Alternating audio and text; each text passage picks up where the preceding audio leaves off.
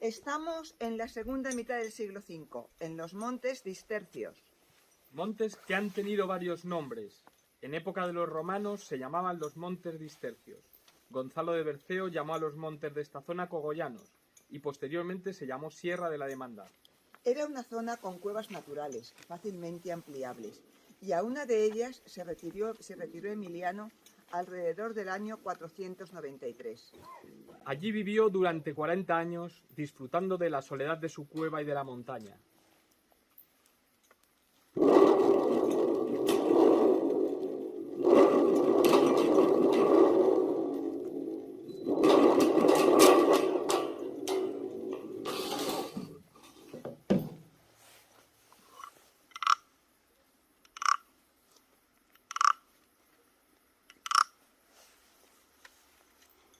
Era Emiliano un santo eremita.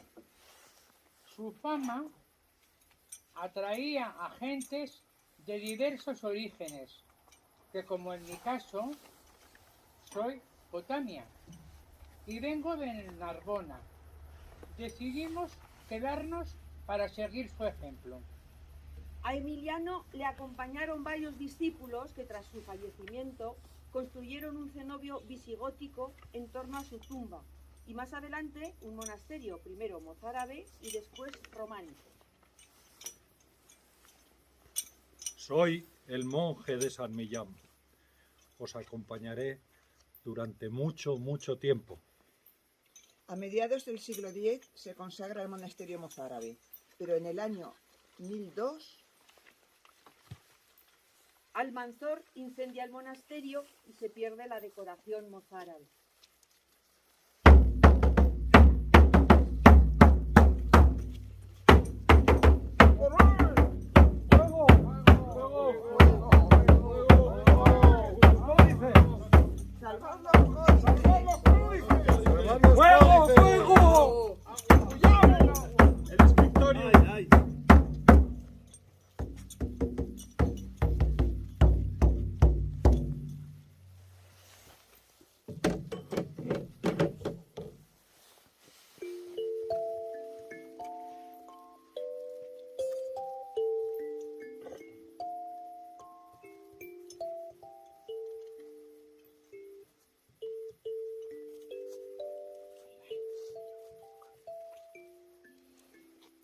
En el año 1030, Sancho el Mayor de Navarra lo restauró y amplió, ya con estética románica. Florecía el Camino de Santiago.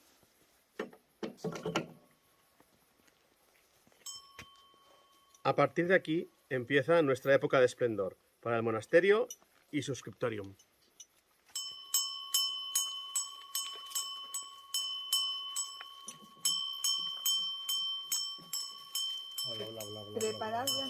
preparad las tintas, ¡Alisad los pergaminos! Afilad los cálamos.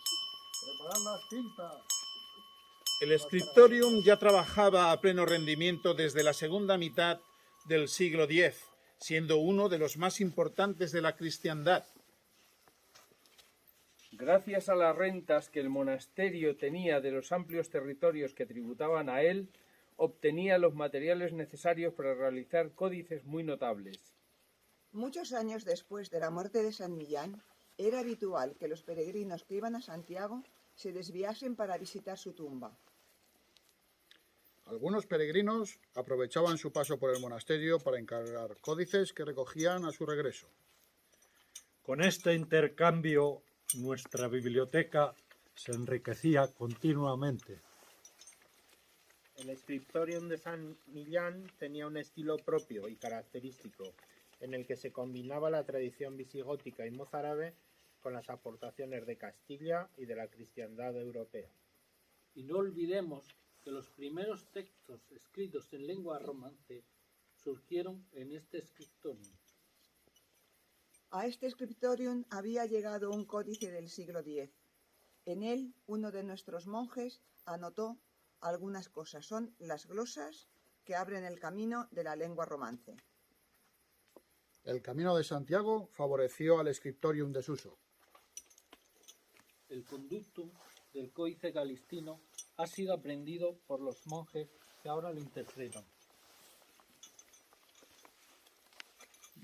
nostra ragione, Jacobin donet, laudes creatori, Clerus cum organo, et res cum timpano, cantem redemptori, carmine debito, salat paraclito, y desolatori.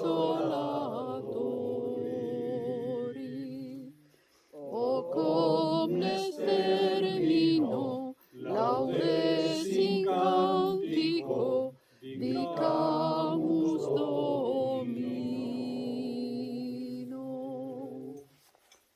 ¡Cuánto trabajo! Estoy gozoso de copiar estos códices, pero 3 dedos sostienen la pluma y es todo el cuerpo el que trabaja. La explotación de los recursos naturales y los diezmos que los territorios adscritos pagaban al monasterio hicieron de San Millán uno de los monasterios más ricos durante los siglos X y XI. En 1053, el rey de Nájera Pamplona, García Sánchez III, apodado el de Nájera, quiere trasladar los restos de San Millar al monasterio de Santa María la Real. Los monjes de Suso presionaron al rey y mostraron su descontento. San Millán se queda en San Millán. El santo no quiere irse. Aquí vivió, Aquí murió y aquí se quedará. Llegados los bueyes que trasladaban la arqueta con los restos a orillas del río Cardenas, se negaron a continuar.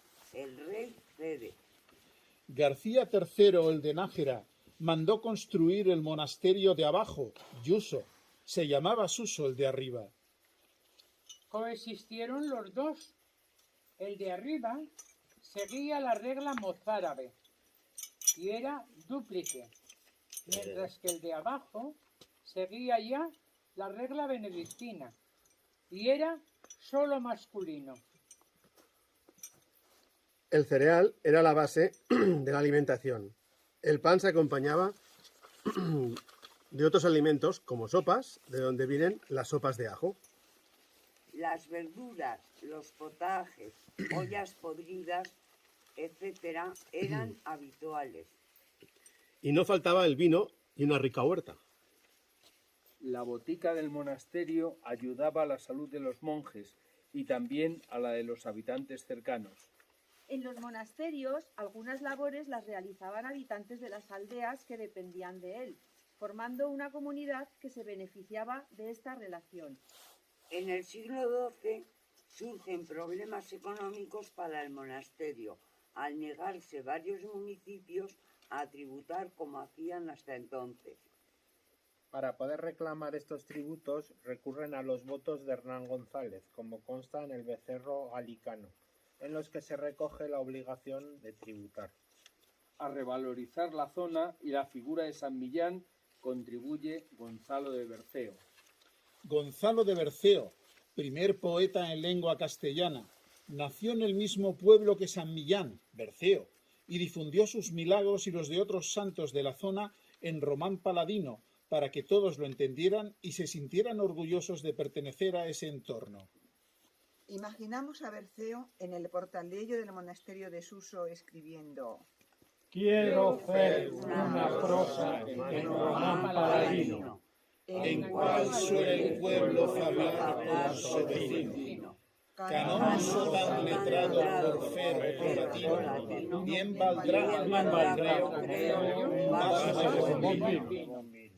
Estamos en las hermosas tierras riojanas, donde nació y se enriqueció la lengua española. El monasterio de Suso, arriba, visigótico, mozárabe y románico, y el de Yuso, abajo, románico, renacentista y barroco, forman un bello conjunto patrimonio de la humanidad. Comamos, Bebamos, cantemos, ordenemos. En las fiestas de las aldeas se cantaban canciones como esta de Juan de la Encina. 2 y 3. Hoy comamos y bebamos y cantemos y oremos, que mañana ayunaremos.